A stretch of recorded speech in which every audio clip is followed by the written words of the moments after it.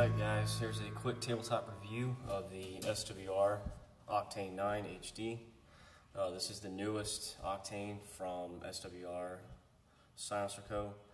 This is the Octane 9, so it's a 9mm version. This has the capability of shooting full auto 9mm, 22, and 300 blackout or 300 whisper subsonic only on the 300 blackout. What sets this can apart on the market, not just the mounting options, it is the newest 9mm can to actually have the HK 3-lug option, which the Tyrant, for size comparison, does not have yet. It hasn't made the market yet. But it's easier to clean, and by that I mean the CTA baffle stack encapsulates the lead and carbon on the inside of each baffle, and it clicks together, and this prevents lead from building up on the wall of the can.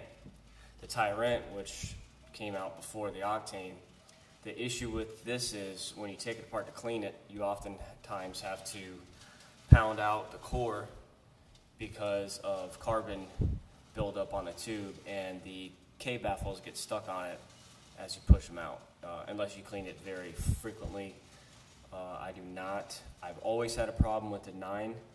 My Tyrant 45 is not as hard to clean. I don't know if it's like a carbon issue or whatnot, but the Octane 9 definitely sets it apart. It's a very robust can. The baffles are 17.4 heat-treated stainless. I'll go ahead and show you those.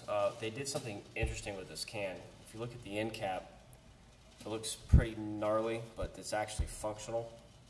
If you take, there's grease all over it. Let's use this one. If you take apart the piston, which would be in here when you're using it, you can, oh man, there's grease everywhere. Anyway, you can use it. Let's see if I can do it without a tool. Yep. Interlocks, the piston teeth interlock on the end cap to take it apart. Machining's perfect as usual. And done. There's the baffle stack. And to get it out, easy as that. I've already put 200 rounds through this. I just got this can finally yesterday after a 6-month and 28-day wait. Anyway, this is with 200 rounds through it. You literally just barely snap them off. There's no order, they're all the same.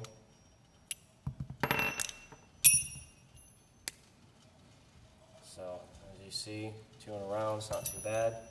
You would scrub it, clean it, and then orient the baffles the same direction. Click together assembly here, CTA baffle.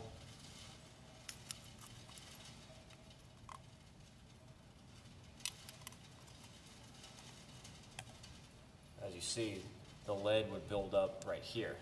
The carbon and lead would build up here on the inside. You could bead blast these, put them in an ultrasonic cleaner, use the dip. So a lot easier to clean, way easier to clean.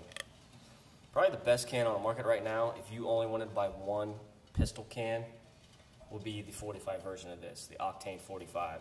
You can shoot 45, 40, 9mm, 300 blackout, and 22.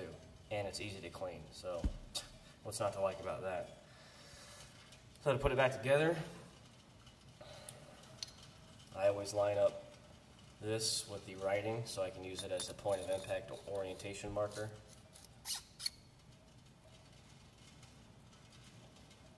And I put it in backwards. Whoops. Let's do this. There you go. And that's it. Put the end cap back on. It's literally that easy. The Tyrant 45 and 9, pain in the asshole to clean those things. I'm not kidding. This is super quick, So you won't actually dread cleaning it like I dread cleaning the Tyrants, which is a kind of a problem with buying cans year after year, because the next one gets better and better and better, and you rarely shoot your old ones anymore. I'm trying to hold it so I can tighten it. There we go.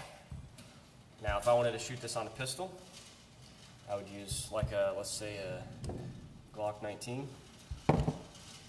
Drop on the appropriate thread pitch. I don't know if the camera will focus, but that's laser engraved 13mm left hand, so that's for the SIG. So this would be the 1/2x28 for the Glock. Put the spring on it. That is white lithium grease all over my hands now. You have to lube this piston area so this will slide nice and easy.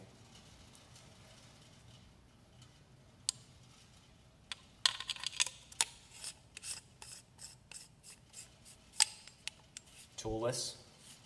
Okay, you see your fingers here. No tools to bring with you.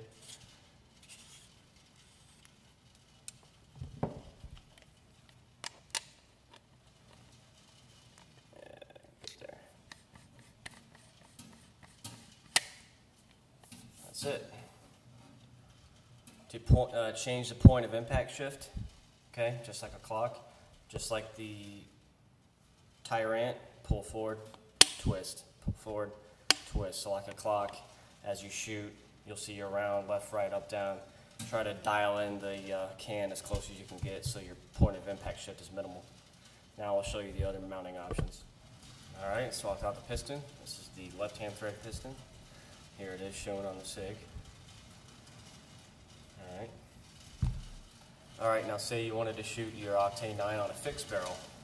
As an example, Mark II has a fixed barrel, so you do not need a spring. Actually, you cannot use one, it will damage the suppressor. So what you do is you get your 1/2x28, same thread pitch as the rifle, throw on your fixed spacer so there's no reciprocating spring, put on your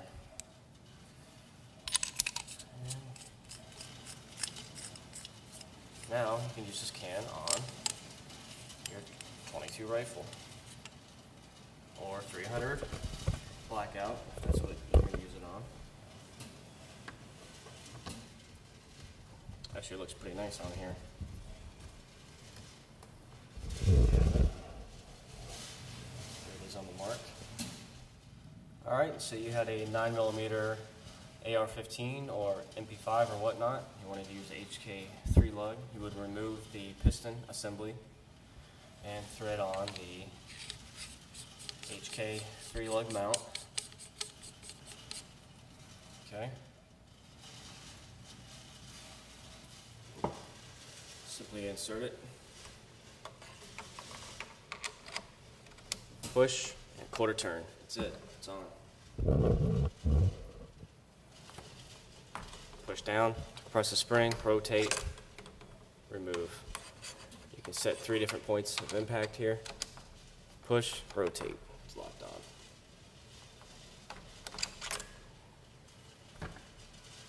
I am going to go out back real quick. There's a freaking tropical storm outside, so this should be pretty interesting. Worst case scenario. The woods are full of water. It's windy. It's going to be pretty loud echo from the rounds hitting the waterlogged mud, but whatever. Due to availability of ammo, I'm only going to shoot 3 to 5 rounds from each host that I just showed you. Just to give you a quick general idea, there will be follow-up videos on this suppressor in a better environment where I'll shoot it. You'll have a better representation of its sound levels. All right, let's go shoot these.